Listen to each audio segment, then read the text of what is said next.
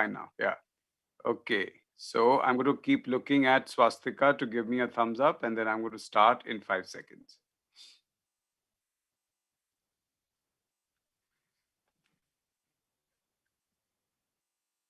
नमस्कार, आप देख रहे हैं न्यूज क्लिक का ये स्पेशल प्रसारण बजट 2021 को लेकर।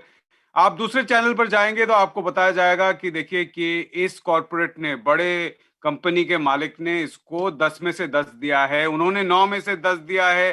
कोई कहेगा कि स्टॉक मार्केट ऊपर गएगा, कोई कहेगा स्टॉक मार्केट नीचे गया है, लेकिन हम यहाँ पर इसका विश्लेषण ऐसे करेंगे ताकि आपको समझ आए कि देश पर और आप पर इसका असर क्या है। मेरे साथ होंगे न्यूज क्लिक की तरफ से प्रज्ञा सिंह, वरिष्ठ पत्रकार, और वो भी सवाल पूछेंगी, लेकिन मैं उनके पास भी जाऊंगा बहुत सारे सवाल लेकर कि वो, क्योंकि वो सोशल सेक्टर जिसको हम कहते हैं उसके बारे में बहुत कुछ जानती हैं।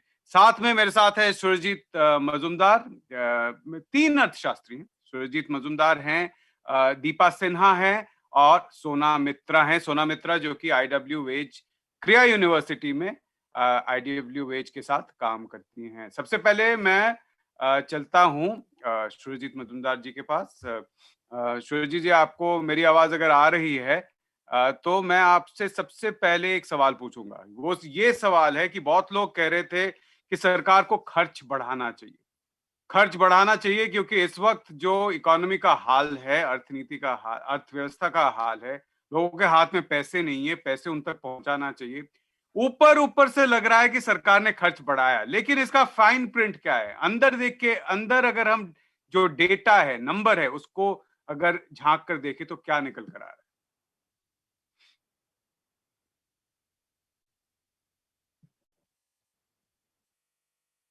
मुझे लगता है मुझे देखना पड़ेगा। सुरजीत जी शायद हमारे साथ इस वक्त नहीं है, तो मैं चलता हूँ दीपा सिन्हा के पास। दीपा सिन्हा, आपको ये बजट से सबसे पहले देखकर आपको क्या लगा कि ये बजट में आप एक अर्थशास्त्री हैं, आपको सबसे पहले अगर बजट देखा आपने, आपने सुना, जो आपको बजट स्पीच में लगा, वही क्या आपको जब आपने नंबर देखे वही लगा या कुछ और आपको लगा?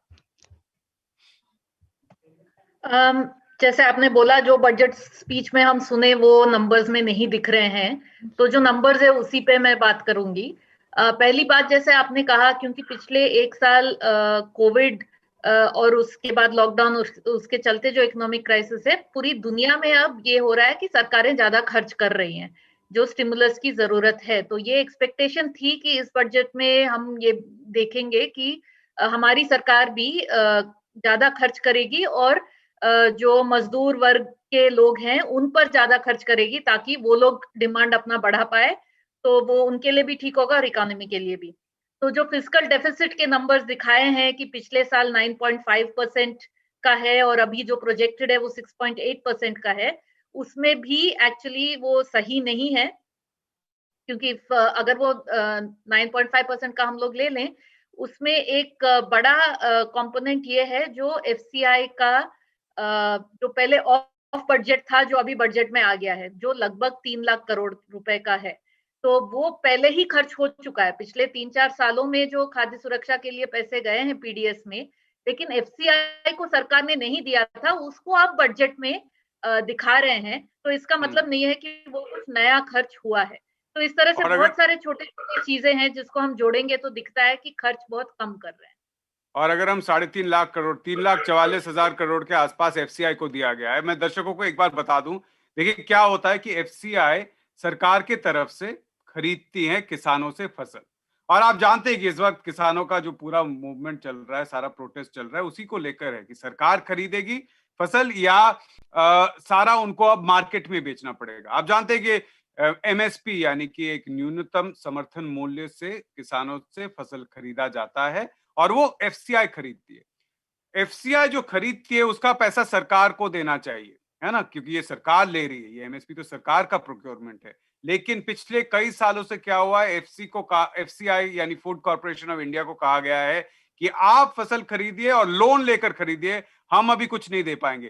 तो FCI के पिछले साल 2020 मार्च तक, मतलब 2019-20 का जो हम बजट का साल देखते हैं, उसमें एफसीआई का लोन लगभग 3,30,000 करोड़ तक हो चुका था।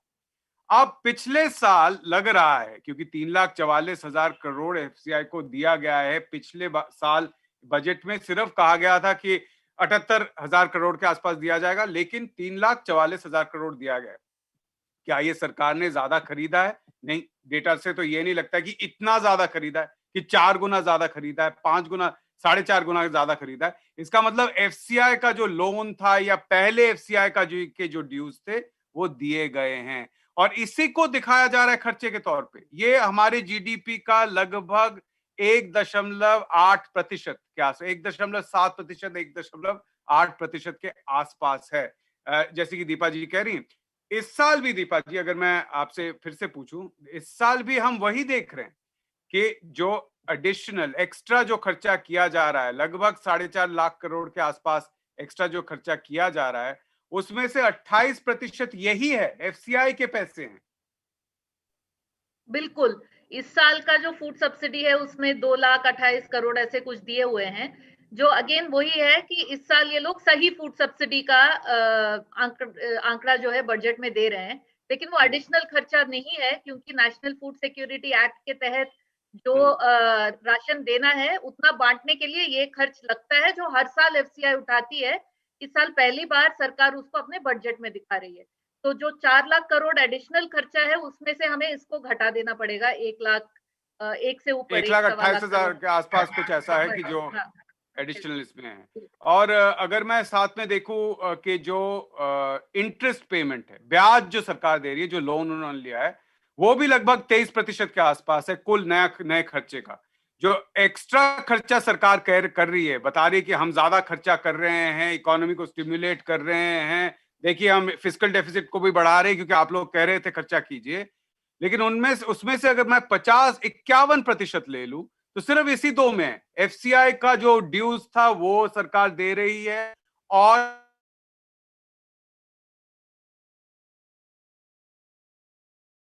को खर्चा क्या है जिससे ये इकोनॉमी स्टिमुलेट हो सकती है, मांग बढ़ सकती है? इसका बहुत कम दिख रहा है। क्या नहीं दिख रहा है वो हम बता सकते हैं। एक और अगर हम इसी टाइप का एक उदाहरण ले ले, वो हेल्थ में भी है।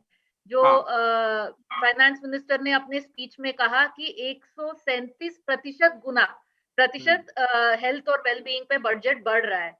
उसका भी अगर हम लोग ब्रेकअप देख लें, उसमें दिख रहा है कि ये भी फिर से एक अकाउंटिंग मैजिक है। उसमें जो फाइनेंस कमीशन के ग्रांट्स है उसको इधर दिखा रहे हैं। वाटर सैनिटेशन पे थोड़ी खर्च बढ़ने की बात है, जो अच्छी चीज है, लेकिन ओवरऑल हेल्थ बजट भी अगर हम लोग देख लें वो बढ़ नहीं रहा है।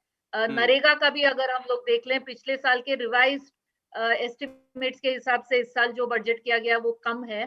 पेंशन, मातृत्व लाभ, मध्याह्न भोजन, ये सारी चीजें जिसके थ्रू गरीबों तक पैसे पहुंचा सकते हैं, उन सब में कोई हम देख नहीं रहे हैं कि बजट बढ़ी है इस साल। मैं इसमें सोना मित्रा जी को लाना चाहता हूं इसके बीच। सोना मित्रा जी, फिर से अगर हम, क्योंकि हम थोड़ा सा फोकस करना चाहते हैं जो दूसरे चैनल या दूसरे वीडियो पे नहीं आएगा, वो है गरीबों पर क्या खर्चा हो रहा है।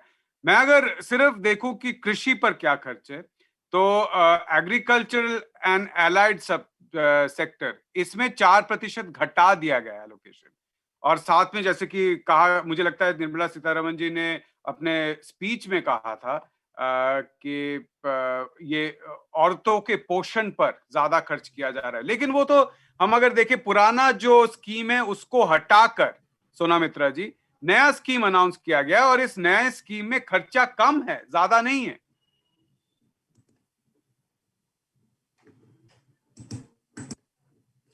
हाँ, ये एकदम आपकी बात सही है। बेसिकली ये अभी जो हो रहा है कि कृषि में खर्चा बढ़ाने का, अभी मतलब कृषि को लेके निर्मला सीतारमण जी के स्पीच में बहुत देर तक उन्होंने बात कही कि एमएसपी को लेके, कि वीट ग्रोअर्स को, पैडी ग्रोअर्स को बहुत सारा बढ़ाया गया है।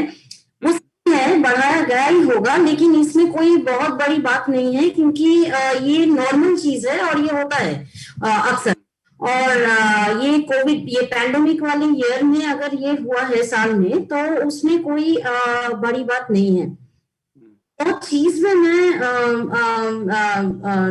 ध्यान आकर्षण करना चाहती हूँ वो ये है कि अभी फिलहाल में नए स्कीम और इसका जो अनाउंसमेंट्स किया गया है वो बेसिकली एक रीपैकेजिंग है। मतलब जो पुरानी स्कीम्स था, पुराना जो स्कीम्स था, वो सारे स्कीम्स को एक नया नाम दिया गया है। और एक मजेदार चीज भी किया है इन लोगों ने, मजेदार है, और इकोनॉमिस्ट जो हमेशा बजट देखते हैं और नंबर से खेलते हैं उनके लिए बहुत मुश्किल चीज है, कर दिया है कि ये जो नया नाम लेके आए हैं उस नाम के अंदर बहुत सारे छोटे छोटे स्कीम्स को अंदर घुसा दिया है। तो डिसएग्रीगेटेड मतलब अलग स्कीम के जो अलग फिगर्स है वो थोड़ा सा मिलना दिक्कत हो रहा है अभी, क्योंकि और इसके वजह से हम कंपैरिजन कर ही नहीं पा रहे हैं। फॉर एग्जांपल आईसीडीएस जो कि सबसे बड़ा स्कीम माना जाता था न्यूट्रिशन प्रोग्राम बच्चों के लिए, तो उस आईसीडीएस को पहले पिछले साल उन्होंने अम्ब्रेला आईसीडीएस करा था और इस बार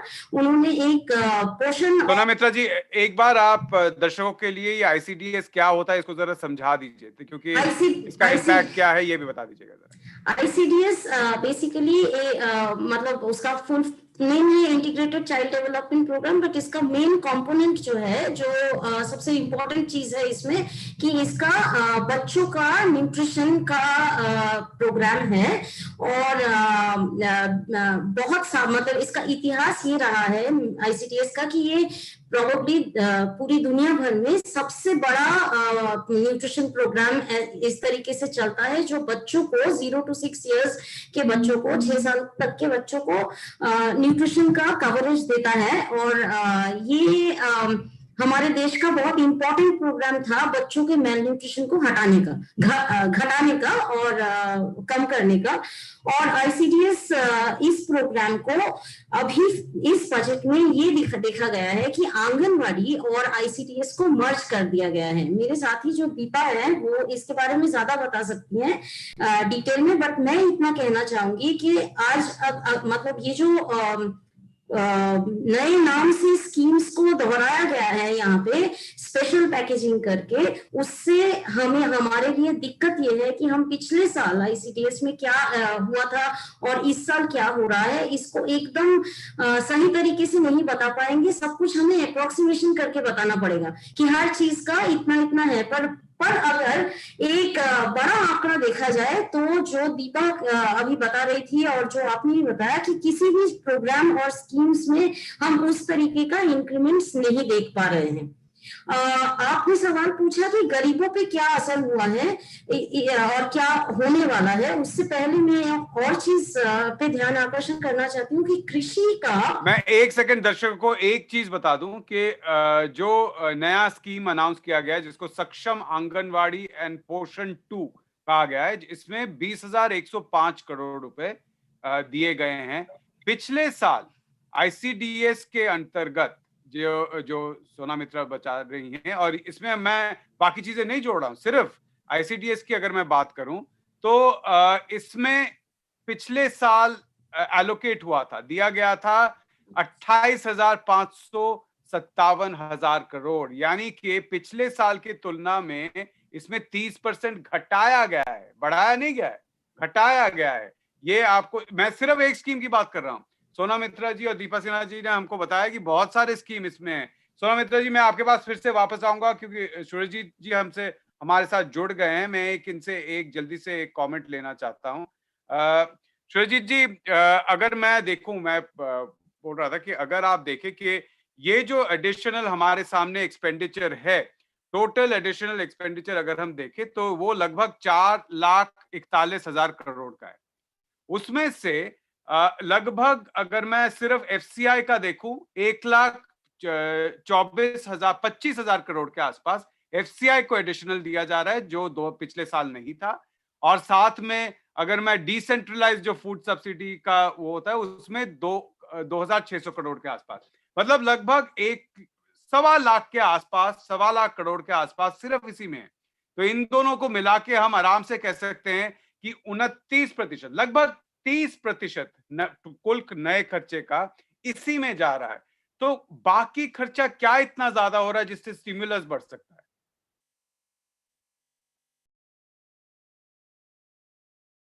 सुरजीत जी, आपको थोड़ा अनम्यूट करना पड़ेगा खुद को, आपका शायद म्यूट है।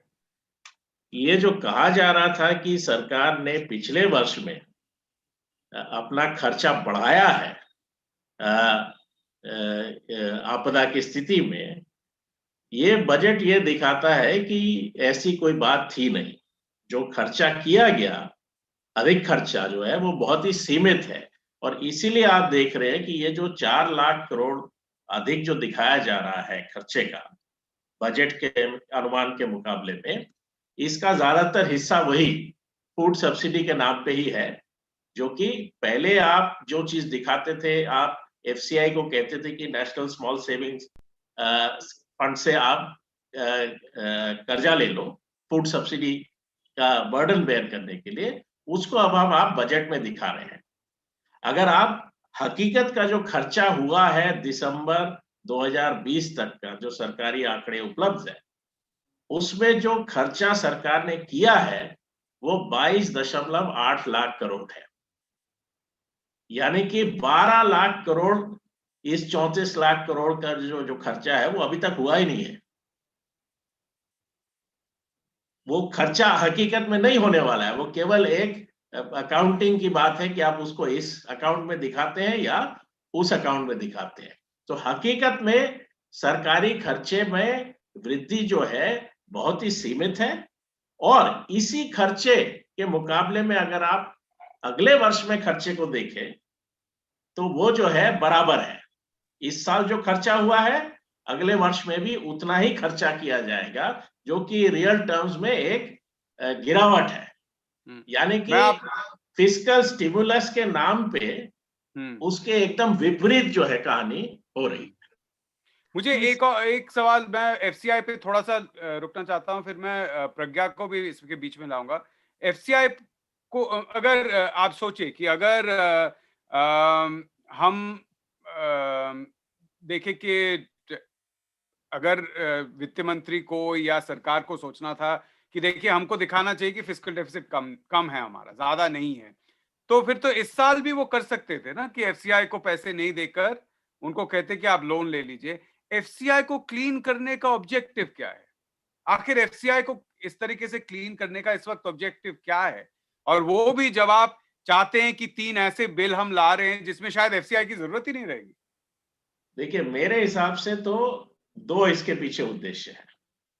पहला तो यह कि जो क्रिटिसिज्म हो रहा था सरकार का कि आपने कुछ किया नहीं है, बाकी दुनिया में देखिए, बाकी दुनिया के जो बड़े बड़े देश हैं उन्होंने इतना बड़ा बड़ा फिस्कल स्टिमुलस किया है, आपने उसको कहा तो कि जीडीपी का इतना प्रतिशत है, हकीकत में वो 1-1.5% ही था। ये जो आलोचना हो रही थी सरकार की, हम इसको दिखा सके कि नहीं ऐसी बात नहीं है, हमने बड़ा खर्चा किया है। और दूसरा, इसके माध्यम से आपने दिखाया है कि आपके सरकारी खर्चे में जो घाटा है वो जीडीपी का 9.5% है। ठीक है, ये घाटा हकीकत में किस लिए हुआ है? क्योंकि आपने टैक्स वसूल नहीं कर पाए हैं। लेकिन इस घाटे को अब कम करने का उद्देश्य इतना बड़ा हो गया है, तो इसका ये आपको जस्टिफिकेशन देता है कि आगे आने वाले वर्षों में आप खर्चे को सीमित करें। बिल्कुल। इस अगले वर्ष में आप 6.8% लाने वाले हैं इस फिस्कल डेफिसिट को। कैसे? आप खर्चे को तो नहीं बढ़ा रहे, खर्चे को तो कट कर रहे हैं, क्योंकि आपका रेवेन्यू खर्चा कट करने का जो उद्देश्य है, और कॉर्पोरेट सेक्टर और जिनके पास संपत्ति है उन पर अधिक टैक्स का बोझ ना लगे, उससे बचने के लिए आप ये काम कर रहे हैं। प्रज्ञा सिंह, मैं आप पर जाना चाहूंगा। एक सवाल जो सब लोग जानना चाहते हैं, और मैं भी जब नंबर देखने की कोशिश कर रहा था, सच में बोलूं तो मुझे मिला नहीं, वो ये है कि हेल्थ पे कहा गया था स्पीच में कि बहुत सारा खर्चा बढ़ाया गया। जैसे उन्होंने कहा कि हम 60,000 करोड़ रुपए खर्च कर रहे हैं, और सेंटेंस के एंड में आया कि 6 साल में। पहले जब मैंने सुना मैंने बोला वाह, एक ही साल में 60 है, फिर देखा 6 साल। खैर, 35,000 करोड़ तो कोविड वैक्सीन पे जाएगा, और टोटल हेल्थ मिनिस्ट्री का जो एलोकेशन है वो सिर्फ 6,000 करोड़ बढ़ा है।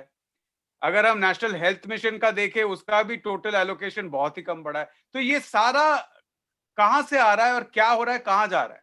एक्चुअली ऑनंदो, एक बहुत इसमें खास चीज ये है कि जो हेल्थ मिनिस्ट्री का एलोकेशन है वो पिछले साल के रिवाइज्ड एस्टिमेट से अगर हम कंपेयर करें तो कम है, और मतलब ऑलमोस्ट 8,000 करोड़ कम है। यही नहीं, अगर हम देखें rural development, social welfare, mid day meal scheme, ICDS, national health mission, इन सभी में कमी है। कहीं पे 3,000 करोड़ कम, कहीं 4,000 करोड़ कम। तो मैं दीपा जी से पूछना चाह रही थी कि ये तो हमें पता है कि कम हुआ है एलोकेशन, लेकिन इसका असर क्या पड़ेगा? मतलब कि क्या सरकार अब ये कह सकती है कि पिछले साल क्योंकि कोविड था तो हमारे खर्चे बहुत बढ़ गए, और अब उस बढ़े हुए खर्चे के हिसाब से आप न देखें, इस बजट को आप ऐसे देखें कि हमने अपना लेवल रेज कर दिया है एक तरह से। क्या ये आर्गुमेंट वैलिड रहेगा सरकार की तरफ से? ये बिल्कुल वैलिड नहीं रहेगा। पहली बात तो अगर हम पिछले साल के बजट एस्टिमेट से देखें, दिख रहा है कि थोड़ा बढ़ गया है, लेकिन वो जैसे आनंदन ने क्या 6-7 हजार करोड़ बढ़ा है, जो कुछ भी नहीं है। मतलब वो इन्फ्लेशन इंडेक्स कर लेंगे तो रियल टर्म्स में नहीं बढ़ा है। दूसरी बात, मध्याह्न भोजन, आईसीडीएस वगैरह तो पिछले साल आधे समय तो बंद पड़ी हुई थी। तो एक्चुअली इस साल और भी उसको बढ़ाने की जरूरत है, क्योंकि एनएफएचएस 5 की भी डेटा आई हुई है जो कोविड से पहले की है, और बाकी जो सारे फील्ड स्टडीज है वो दिखा रहे हैं कि पिछले 1 साल में भूख और कुपोषण जो है वो काफी हद तक बढ़ा हुआ है देश के हर जगह। तो इस टाइम पे आंगनवाड़ी, मध्याह्न भोजन, पीडीएस में दाल, इस तरीके के जो प्रोग्राम्स हैं उनकी और भी जरूरत है और लोगों को जोड़ने की जरूरत है। तो यहाँ पे कोई लॉजिक नहीं दिया जा सकता है कि हम पहले से भी कम खर्च करें, क्योंकि इन प्रोग्राम्स पर तो हम सालों से बहुत कम खर्च करते हुए आए हैं। इसको बढ़ाने की जरूरत है। हेल्थ पे नेशनल हेल्थ पॉलिसी इसी सरकार की कहती है कि 2025 तक 2.5% ऑफ जीडीपी हम खर्च करना चाहते हैं, लेकिन वो 1.25 से तो बढ़ ही नहीं पा रहे हैं। इस साल भी एज प्रोपोर्शन ऑफ जीडीपी हम लोग देख लें, वहीं के वहीं है। तो इसमें कोई बिल्कुल ही कोई जस्टिफिकेशन नहीं हो सकती है कि हम पिछले साल से कम खर्च करें। तो ये बढ़ा हुआ फिगर ये आ कहाँ से रहा है? क्या कि अक्सर सरकारें करती हैं कि दूसरी मिनिस्ट्री का जोड़ तोड़ कर देती हैं, एक का फिगर यहाँ से। इस बार लग रहा है कि जल शक्ति जो है और उसका जो सैनिटेशन कंपोनेंट है उसमें से कुछ निकाल के खर्चे हेल्थ और सैनिटेशन को जोड़ा गया है। तो ये बताएं कि जो इतनी सारी स्कीमों की जो की स्कीम्स हैं, मतलब कि आपके नेशन की जो रीढ़ की हड्डी होती है, लोगों की हेल्थ होती है, तो इसका आगे जाके क्या असर पड़ सकता है? और ये डिमांड अब आगे कैसी रखी जाए सरकार के सामने कि वो करेक्ट करें इस सिचुएशन को? पहली बात तो जैसे आपने कहा, ये हेल्थ में जो बहुत बढ़ा हुआ जो दिख रहा है 94,000 करोड़ टू 2,20,000 कुछ, जो वो अपने स्पीच में बोली हैं, उसमें बहुत सारे खर्च ऐसे हैं जो हेल्थ बजट में गिने नहीं जाते हैं। जैसे वाटर सैनिटेशन में 40,000 करोड़ बढ़ा है। फाइनेंस कमीशन के जो ट्रांसफर है उसको इसमें गिन रहे हैं। उन सबको अगर हम हटा देंगे तो हेल्थ का कुछ बढ़ा नहीं है। दूसरी बात जो मैं वो कह रही थी कि इन चीजों पे खर्च करना एक तो मानव अधिकार के हिसाब से भी जरूरी है कि अगर लोग भूखे हैं, लोगों को स्वास्थ्य के सेवाएं नहीं मिल रहे हैं, तो उसको दिलाना किसी भी सरकार की जिम्मेदारी होती है। ये भी अगर हम सिर्फ आर्थिक नजरिया से देखें तो तब भी हम जानते हैं कि इन चीजों में मार्केट नहीं चलती है। ये इकोनॉमिक सर्वे खुद कह रही है कि हेल्थ में बहुत सारे मार्केट फेलियर होती हैं और सरकार को इस पे अपना इंटरवेंशन करने की जरूरत है। अगर नहीं करे, आगे के दिन में भी अगर अभी के बच्चे कुपोषित है तो जब बड़े होके वो कितने प्रोडक्टिव होंगे और कितना कंट्रीब्यूट कर पाएंगे और उनके कितने बीमारियां होंगी, उस पर भी असर पड़ती है। तो इसीलिए ये हम इंतजार नहीं कर सकते हैं।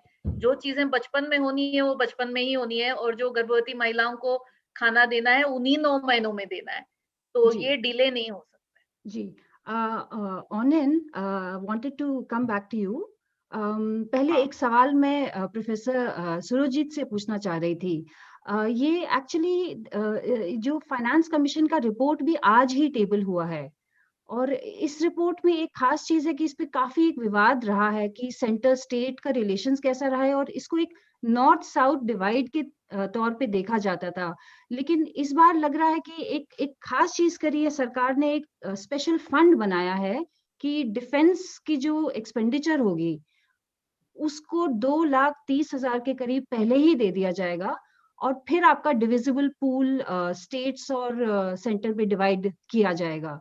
तो इसका भी एक पहलू है, क्योंकि ये तो इसका मतलब है कि जो पूरा पैसा रहेगा जो दिया जाएगा वो ही कम रहेगा, तो फिर तो स्टेट्स का ही लॉस होगा इसमें, ऐसा लगता है।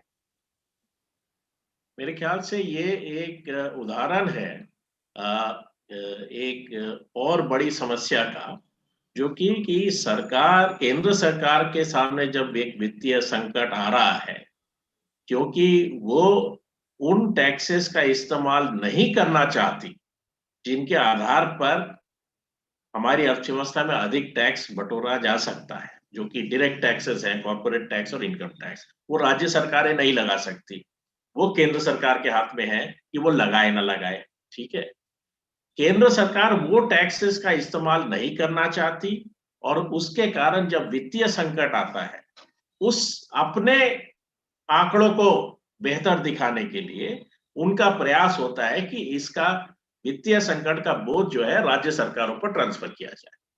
तो आपने देखा कि जीएसटी कॉम्पनसेशन जो सरकार ने कमिट किया था, वो देने से इनकार किया, कहा कि आप कर्जा ले लो।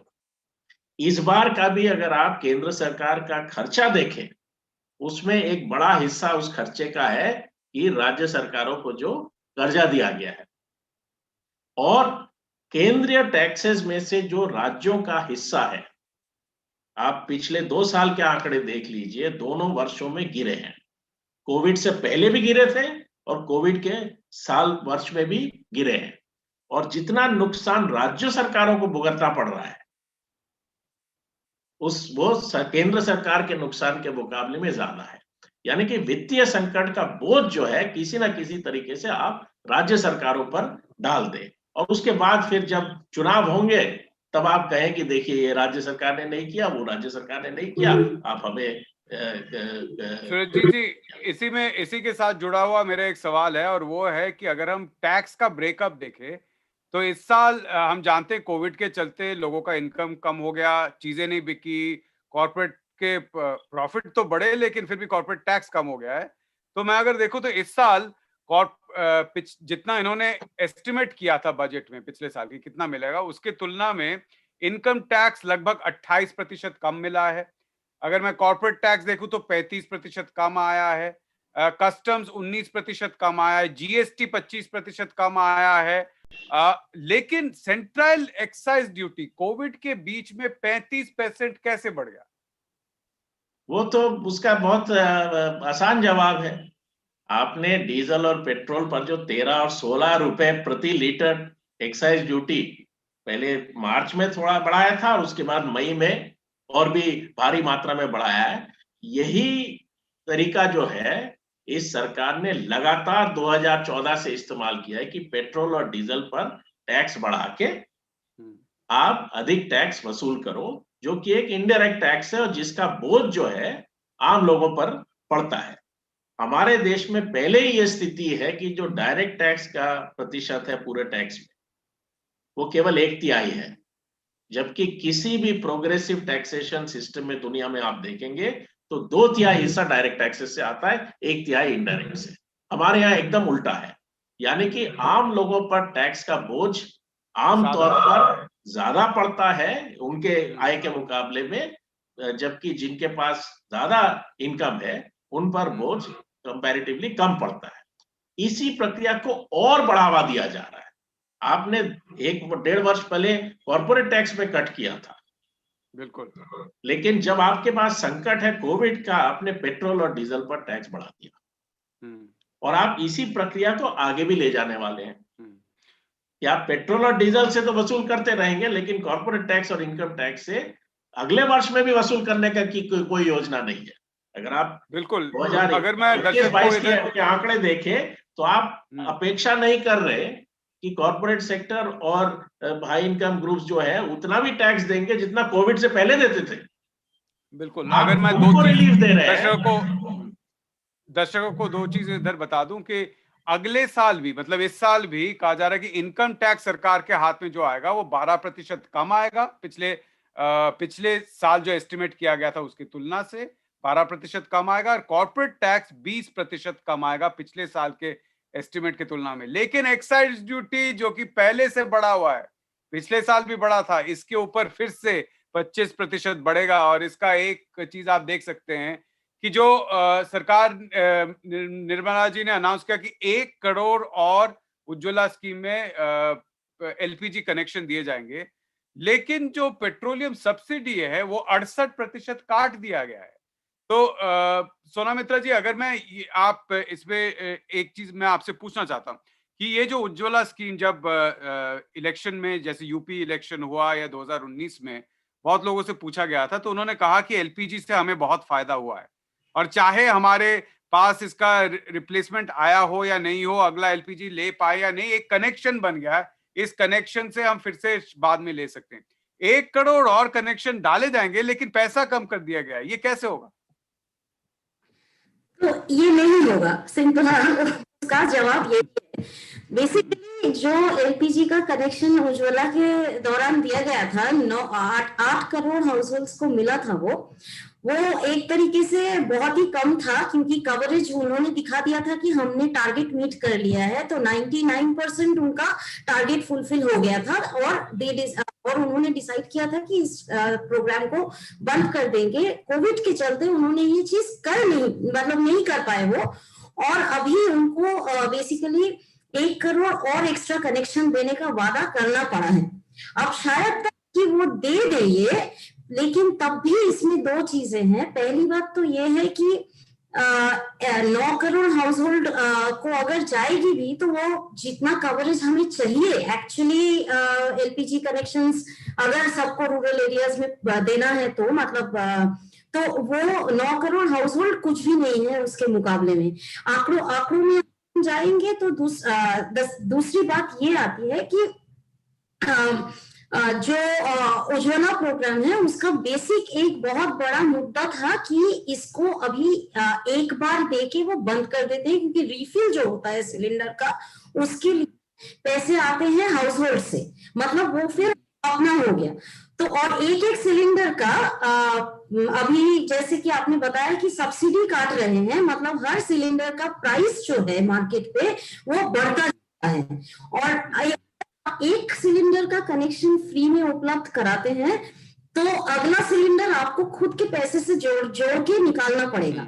तो वो जो चीज है वो जिन परिवारों को टारगेट किया गया है इस प्रोग्राम से, उनके पास 2 महीने में या 2.5 महीने में 800 रुपए 850 रुपए निकालना एक बहुत बड़ी बात है, और वो कभी भी निकल नहीं पाएगा। इसीलिए जो मुद्दा था उज्ज्वला प्रोग्राम में कि एक तो इस प्रोग्राम का कवरेज बहुत बढ़ा के पूरे रूरल एरियाज में किया जाए, और दूसरा रिफिल्स पे ये एक्सटेंड किया जाए, मतलब फ्री रिफिल्स का भी डिमांड था। तो मतलब उसको मद्देनजर बजट में जो अनाउंसमेंट हुआ है 1 करोड़ ऐड करने का, वो बहुत ही कम है, और उससे फायदा कितना होगा पता नहीं, पर रूरल हाउस होल्ड्स में इसका जो असर हो सकता था वो और अब नहीं हो सकता है।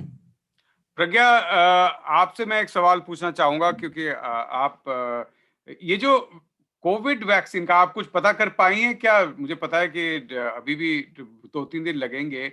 ये जो कोविड वैक्सीन के लिए 35,000 करोड़ की बात की गई है कि खर्च होगा इस साल, उसका एलोकेशन कहाँ पे है, किस हेड पर है? कुछ पता चला ये देखकर आज आपको कुछ पढ़ के? जी नहीं, उसका एलोकेशन कहाँ पे है? क्या वो अदर्स के हेड में आ रहा है?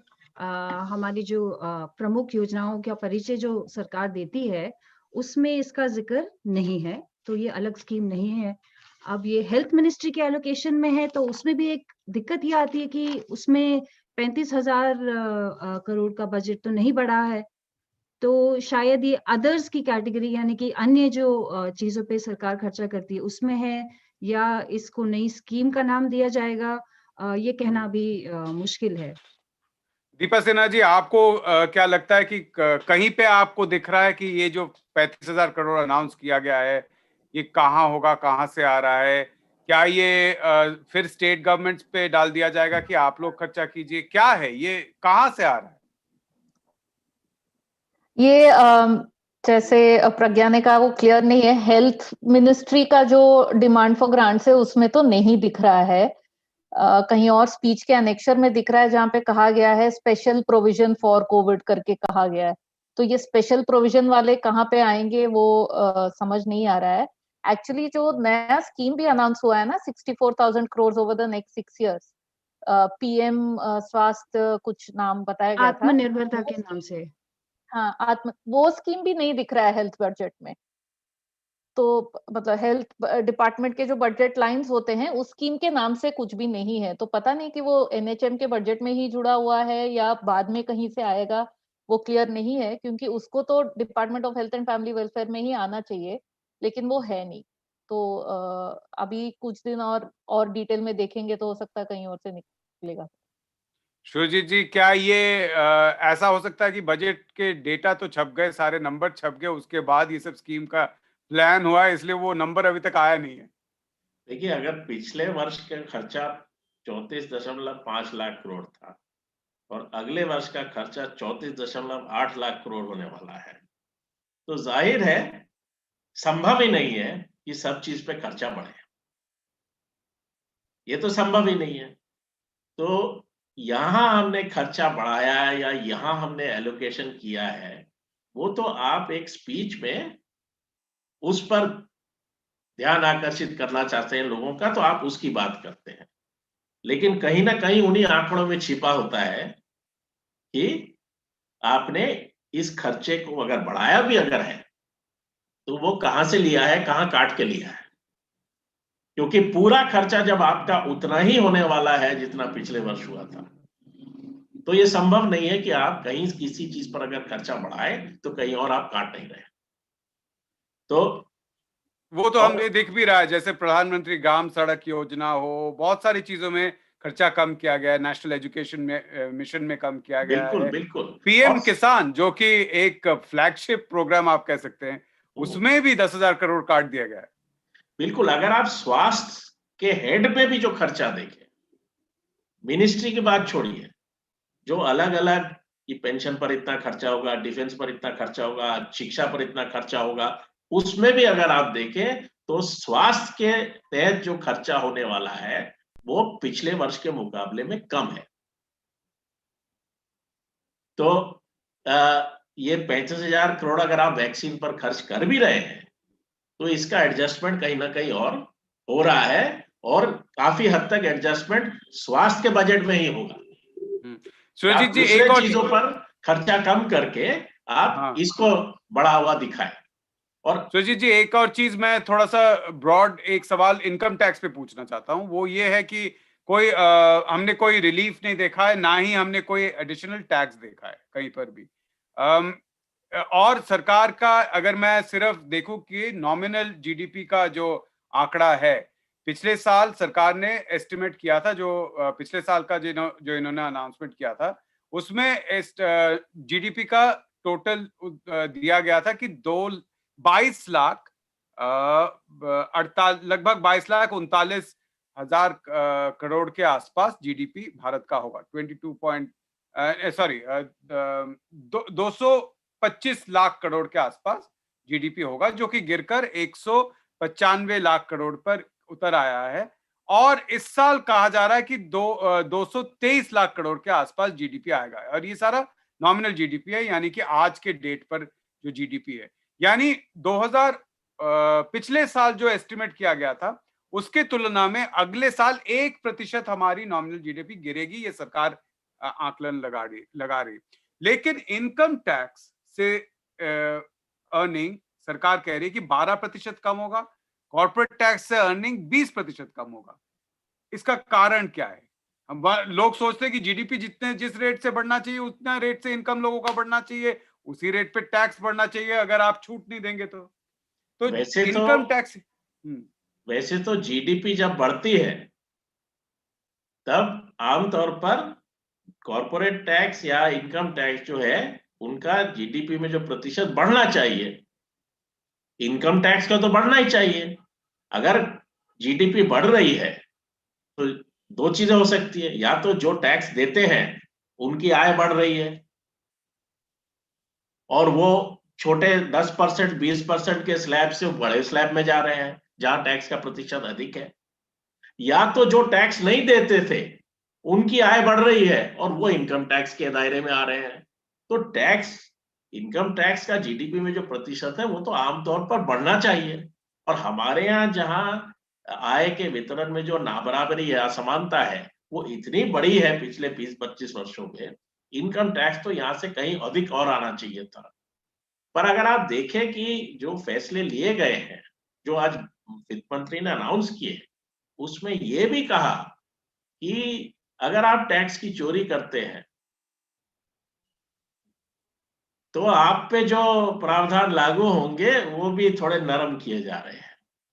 और अगर आपने बहुत करोड़ों के मात्रा में टैक्स की चोरी नहीं की है तो आपको शायद माफ भी कर दिया जाएगा, आपका वो फिर से रीअसेस नहीं किया जाएगा। बहुत भारी मात्रा में होगी तभी आपको किया जाएगा। यानी कि शायद सरकार ने अनुमान लगा ही लिया है कि टैक्स की चोरी भी बढ़ेगी और इसके प्रति सरकार का नजरिया ये है कि देखिए जो इनको टैक्स मिल रहा, जो ये टैक्स दे रहे थे वो भी कोविड के कारण कितना नुकसान भुगत रहे हैं। कुछ 2-4 करोड़ रुपया कमाई कम हो गई तो उनको भी कुछ रिलीफ होना चाहिए। तो इस तरीके से शायद रिलीफ देने की बात आ रही है, नहीं तो होना तो ये मैं चाहिए। अभी देख रहा हूँ कोई फाइन प्रिंट है कि जो ईपीएफओ पे कंट्रीब्यूशन का जो टैक्स रिलीफ मिलता था कैपिटल पर, वो अब नहीं मिलेगा। कुछ चेंज हुआ है शायद। बहुत लोग उस पे रो रहे हैं, मैं ट्विटर पे देख रहा हूँ, अमीर लोग रो रहे हैं। नहीं तो सवाल है ना कि भाई देखिए, जब अगर आपके अर्थव्यवस्था में नुकसान हुआ है, यानी कि आय का निर्माण जो है वो कम हुआ है, तो उसका बोझ किस पे ज्यादा होना चाहिए, जिसके पास ज्यादा था या जिसके पास कम है? प्रज्ञा, आप कुछ बोलना चाहिए? हाँ, मतलब जो सरकार पैसा रखती है इनकम टैक्स कलेक्शन के लिए, वो भी कम कर दिया उन्होंने अपना बजट। यानी कि वो एक्सपेक्ट कर रहे हैं कि हम ज्यादा किसी के पीछे पड़ के कलेक्ट नहीं करना चाहेंगे। दीपा सिन्हा जी, आपसे एक सवाल पूछना चाहता हूं कि अगर मैं प्राइवेटाइजेशन की बात देखूं, डिसइन्वेस्टमेंट की बात देखूं, हर साल मोदी सरकार एक बहुत एम्बिशियस टारगेट रखती है। मुझे लगता है 2 साल पहले उन्होंने कहा था कि हम 65,000 करोड़ रुपए इन डिसइन्वेस्टमेंट से लाएंगे, आया 50,000 करोड़। पिछले साल का 2,10,000 करोड़ लाएंगे, आया है 32,000 करोड़। ठीक है, इसमें वो कहेंगे कि कोविड था, बेच नहीं पाए, कुछ नहीं हुआ, ये सब नहीं हुआ, इसलिए नहीं हुआ। लेकिन इस साल 1,75,000 करोड़ फिर से लगाया गया है। क्या आपको लगता है, पहली बात है, कि इसमें कोई प्लान है, कोई खरीदने वाला आदमी है? क्या ये हो सकता है? मैं इसमें इसका डिजायरेबिलिटी में जा ही नहीं रहा हूँ कि बेचना चाहिए या नहीं। मैं कह रहा हूँ कि ये टारगेट का कोई मतलब है या नहीं, वही सवाल। जैसे आपने कहा, पिछले 2 साल का आप देखेंगे तो उसी में से समझ आता है कि इस टारगेट का कोई मतलब नहीं है। वैसे तो मेरा मानना है कि ये डिजायरेबल भी नहीं है, लेकिन मैं उस पे नहीं जाऊंगी क्योंकि बजट की अभी बात हो रही है। लेकिन अभी जो मंदी है आर्थिक स्थिति में, जो कोई कुछ भी नहीं खरीद पा रहा है, उसमें जाके कौन ये जाके खरीदेगा जब आप कोई स्टिमुलस नहीं दे रहे हैं? पूरे मतलब इकोनॉमी को रिवाइव करने के लिए कुछ है ही नहीं इस बजट में, तो कहाँ से उम्मीद है कि यहाँ से उठाएंगे? ये एक और वैसे ही चीज है, जैसे शुरुजीत बोल रहे हैं कि अलग-अलग चीजें ऐसे दिखाना कुछ मैजिक की इतना फिर जीडीपी हमारा इतने में ही है, क्योंकि ये एक तरफ चाहते हैं कि फिस्कल डेफिसिट ज्यादा ना बढ़े ताकि मार्केट को भी खुश रखे कि हम कोई ऐसे इर्रेस्पॉन्सिबल बिहेवियर नहीं कर रहे हैं, हम वापस अपने 3.5% वाले टारगेट पे आएंगे। साथ ही साथ ये भी थोड़ा बहुत दिखाना चाहते हैं कि हम गरीबों को भूले नहीं हैं, हम जानते हैं कि बहुत बुरा साल रहा है, तो हम खर्चा भी कर रहे हैं। तो ये जो बैलेंसिंग करने का कोशिश कर रहे हैं कि टैक्स नहीं बढ़ाएंगे, ज्यादा खर्चा भी दिखाएंगे, कम फिस्कल डेफिसिट भी ज्यादा नहीं दिखाएंगे, इसमें ये सब करने का जरूरत पड़ रहा है मुझे लगता है, पर मुझे नहीं लगता है कि ये होने वाला है।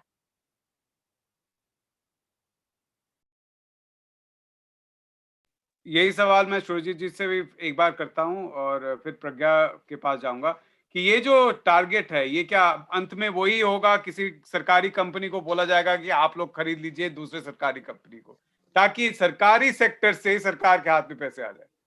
हाँ, पर मेरे ख्याल से इसमें एक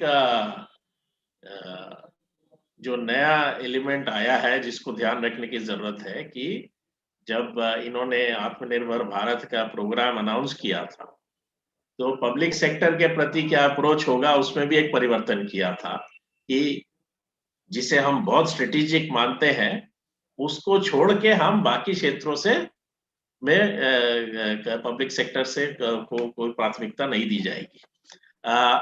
अब इसका मतलब ये है, इसको आप इस नजरिए से देख सकते हैं कि जो पब्लिक सेक्टर एंटरप्राइजेस जो मुनाफा कमाते हैं, जो महत्वपूर्ण क्षेत्रों में है, अब एयर इंडिया तो नहीं बिक रहा है, आप उनको बेचने की कोशिश करें, LIC के शेयर बेचने की कोशिश करें। ये एक परिवर्तन की संभावना है और सरकार की मानसिकता तो यही लगती है कि अब वो इन जो मुनाफा कमाने वाले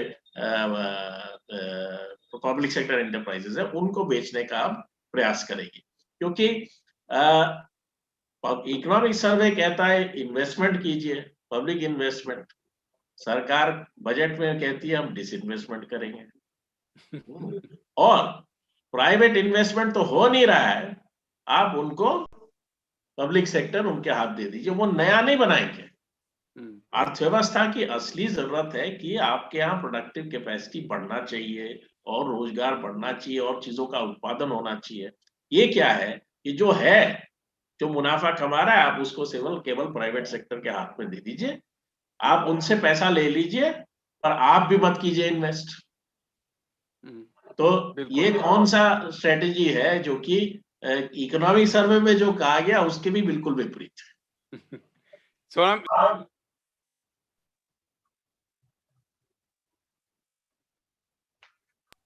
सोना मित्रा जी, एक सवाल आपसे करूंगा, फिर प्रज्ञा के पास जाना चाहता हूं कि ये जो सरकार, जैसे मैं शुरू में भी ये सवाल कर रहा था, FCI के पैसे जो दे रही है या जो कह रही है कि प्रोक्योरमेंट हमने इतने ज्यादा किया और इस साल और भी करेंगे, फार्म लॉ जो आ रहे हैं, फार्म बिल, उसके साथ ये कैसे बैठता है, ये किस तरीके से बैठता है?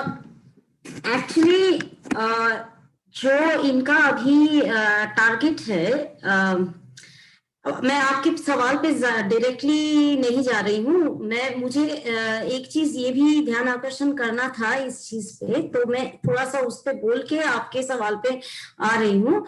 एक तो जरूर, सरकार जो है इतना सारा जो टैक्स डेफिसिट की बात हम कर रहे हैं वो सेस से कलेक्ट करना चाहती है, इसीलिए जो एग्रीकल्चर इंफ्रास्ट्रक्चर डेवलपमेंट सेस लगाया है एक रेडिकुलस सा सेस है। अगर उसका हम डिविजन्स और सारे डिसएग्रीगेशन देखें तो शायद ही कुछ बचता है जिसपे सेस नहीं लग रहा है। मतलब कि जो सुरजीत मजूमदार अभी बोल रहे थे कि आम आदमी को इसका पूरा पैसा देना पड़ेगा, वो तो एक तरफ से है ही, ऊपर से सेस का प्रॉब्लम सेस के साथ ये होता है कि सेस का पैसा है जो होता है वो सेंटर के पास ही रहता है, वो डिविजिबल पूल में आता नहीं है। तो स्टेट्स में, राज्यों में अभी जो हालत है पूरा लिक्विडिटी का, मतलब स्टेट का जो फिस्कल हालत, फाइनेंशियल हालत है राज्यों में, वो इतना बुरा है, उसमें सरकार सेस कलेक्शन कर रही है अपने लिए और उनके पास ये कोई अकाउंटेबिलिटी भी नहीं है कि इस पैसे को वो स्टेट्स के साथ जिम्मेदारी के साथ शेयर करें। तो बेसिकली वो ये कर रही है कि अपना जो है सेस बढ़ा के आम आदमी पे प्रेशर भी एक तरीके से डाल रही है, जिससे जो मतलब जिसका डायरेक्ट असर पड़ेगा परचेजिंग पावर पे, क्योंकि एक तरफ हम यहाँ पे ये कह रहे हैं कि एम्प्लॉयमेंट क्या भी प्रॉब्लम चल रहा है और एम्प्लॉयमेंट क्राइसिस ही है, क्योंकि पैंडेमिक के बाद वो रिकवरी जो बोला जा रहा है वो एक्चुअली रिकवरी हुआ नहीं है उस तरीके का।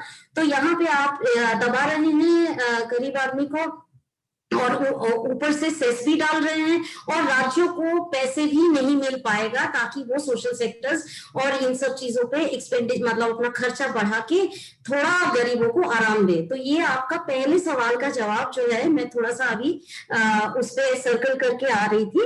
अभी जो दूसरा सवाल है कि फार्म लॉस के साथ और कृषि का अभी जो अनाउंसमेंट्स किया है, मैं एक ही उसमें बताना चाहूंगी, क्योंकि ये अभी जो फार्म लॉस ये ला रहे रहे हैं वो एक सरासर कॉर्पोरेट्स के हाथों एग्रीकल्चर को मतलब हमारा जो कृषि है वो कॉर्पोरेट के हाथों बेचने का पूरा एक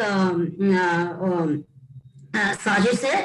दूसरा चीज ये है कि ये फार्म लॉस के पीछे एक बहुत बड़ा चीज जो है कि कृषि क्षेत्र जो है अभी भी इनफॉर्मल कहा जाता है, टैक्स ब्रैकेट के अंदर नहीं है। इनका एक बहुत बड़ा इसमें फार्म लॉस में एक चीज है कि कॉर्पोरेटाइजेशन ऑफ कृषि अगर हो जाए तो ये हो सकता है कि फार्म लॉस मतलब बेसिकली कॉर्पोरेट्स के साथ जाके ये कृषि सेक्टर को फॉर्मलाइज करने का एक जो बात है वही उसका भी एक कोशिश है इसके पीछे। तो यहाँ पे मुझे लगता है कि फार्म लॉस के साथ आज की तारीख में जो बजट अनाउंसमेंट्स किया है उसका बहुत ज्यादा संगत कुछ है नहीं, क्योंकि बजट में जो अनाउंसमेंट्स किया गया है उसका कोई एलोकेशंस हम देख नहीं रहे हैं, उसके पैरेलल एलोकेशंस हमें कुछ दिख नहीं रहा है। तो मेरे ख्याल जो उनका फार्म लॉस का बेसिस है, फंडामेंटल जो आइडियाज है और अभी जो बजटरी अनाउंसमेंट्स है उसमें कोई कॉन्ट्रडिक्शन नहीं है। तो प्रज्ञा, मैं थोड़ा सा अलग हटके एक सवाल करना चाहता हूं कि आप खुश हुए टैगोर का कोटेशन सुन के? अगले साल हो सकता है कि हम किसी पंजाबी पोएट के कोटेशन सुने, क्योंकि मुझे लगता है 2022 में पंजाब के इलेक्शन आ रहे हैं। एक्चुअली समय आज था, अगर वो चाह रहे थे कि किसान थोड़ा उनकी तरफ नरम रवैया रखें, पर कोई नहीं। अब सवाल यही है कि ये बजट बहुत मुश्किल घड़ी पे आया, लेकिन क्या इससे कुछ रिकवरी हो सकती है कि नहीं हो सकती है? यही एक आखिरी मतलब मुझे यही लगता है कि यही एक बेसिक क्वेश्चन है। अब मैं आखिरी इसको रैप अप करने से पहले एक और सवाल सुरजीत जी से और दीपा जी से फिर से मैं यही सवाल पूछना चाहता हूं कि एफसीआई को क्लीन अप करके, अगर मैं कोई बड़ा कॉर्पोरेट हूं, एफसीआई के बहुत सारे गोडाउन है, अच्छा खासा एक प्रोक्योरमेंट सिस्टम है, फार्म लॉज आ रहे हैं, मुझे तो अच्छा लगेगा, एफसीआई खरीदना चाहूंगा मैं। तो एफसीआई का अगर डेट चला जाए, सरकार डेट हटा दे, अच्छा खासा कैपिटलाइज कर दे, तो एफसीआई जिसको लग रहा था कि बहुत ही बुरे हालत में है, वो तो अचानक अच्छा लगने लगेगा। तो हम जानते हैं कि ऐसा एक कॉर्पोरेट है जिनको इंटरेस्ट है वेयर हाउसिंग में और फूड स्टॉक्स में, और एफसीआई में भी काफी रुझाव दिखाए हैं। तो मतलब क्या पता कि इसी कारण से हो रहा है। हो भी सकता है डेफिनेटली उनके फेवर में, क्योंकि बाकी सब अगर हम देखें एग्रीकल्चर का बजट वगैरह, उसमें ऐसा कुछ भी नहीं है किसानों को ऐसा दिखाने के लिए एटलीस्ट कि ठीक है हम आपके भी बात सोच रहे हैं। मतलब मैं कम से कम इतना एक्सपेक्ट की होंगी कि इनके मन में जो सही प्रोग्राम है किसानों के लिए, पीएम किसान, कि उनको पैसे दे रहे हैं, कि शायद उसमें बढ़ा देते, उसमें भी नहीं बढ़ाए हैं, कम किए हैं। तो कहीं पे कुछ हो नहीं रहा है, तो अचानक सिर्फ फूड सब्सिडी में एफसीआई को ठीक करने का कहां से इंटरेस्ट आ गया, ये तो पूछने वाली सवाल तो जरूर है। तो हो सकता है जैसे आप कह रहे हैं अदानी जो इस में इंटरेस्टेड हैं, या उससे भी कुछ रिलेटेड हो। नहीं, मैं बोल रहा हूँ कि अदानी के बारे में तो मुझे पता नहीं, लेकिन अगर मेरे पास पैसे होते, मैं तो अपनी बात कर रहा हूँ कि मेरे पास अगर हम जानते मेरे पास अगर पैसे होते, जिनको इंटरेस्ट है, तो मेरे पास सुरजीत जी, अगर मेरे पास पैसे होते सच में, और मैं देखता कि सरकार तो अच्छा खासा पैसा डाल रही है एफसीआई में, अब फार्म लॉ भी लागू होने वाला है, अगर हो सके तो फिर तो अच्छा खासा एक पूरा वो मिल रहा है मेरे पास मुझे। तो जब सरकार इतना सारा पैसा उठाना चाहती है और कह रही है कि 2-3 साल में हम फिर से 4% में ले जाएंगे और बेचने के लिए कि कुछ बाकी भी नहीं रहेगा, तो और क्या बेच पाएगी एफसीआई? तो अच्छा खासा एक बेचने का चीज रहेगा। फिर लंबी योजना का हिस्सा हो सकता है, पर फौरी तौर पे मुझे नहीं लगता कि ये संभव हो पाएगा। इस वर्ष में तो नहीं होगा, आगे लंबे योजना का पार्ट हो सकता है। चलिए, तब तक मुझे भी पैसे इकट्ठा करने पड़ेंगे एफसीआई खरीदने के लिए। बहुत बहुत शुक्रिया आप लोग हमारे साथ जुड़े, और ये आगे आने वाले दिनों में हमें और भी पता चलेगा, क्योंकि ये बजट के अंदर बहुत कुछ होता है। जैसे फाइनेंस बिल में छोटे छोटे अमेंडमेंट होते हैं, पता चलता है कि टैक्स में क्या बदलाव आया है। 2 दिन बाद पता चलता है कि कोई आपका टैक्स 10 गुना बढ़ गया है, 10 गुना खैर नहीं, लेकिन थोड़ा बहुत इधर उधर बढ़ गया है। किसी कॉर्पोरेट पे बड़ा टैक्स लग गया है, उसमें भी खेल होता रहता है। तो ये धीरे धीरे पता चलेगा। आप लोग देखते रहिए, हम आपके सामने लाते रहेंगे। आज के लिए, इस वक्त के लिए आपसे अलविदा लेते हैं।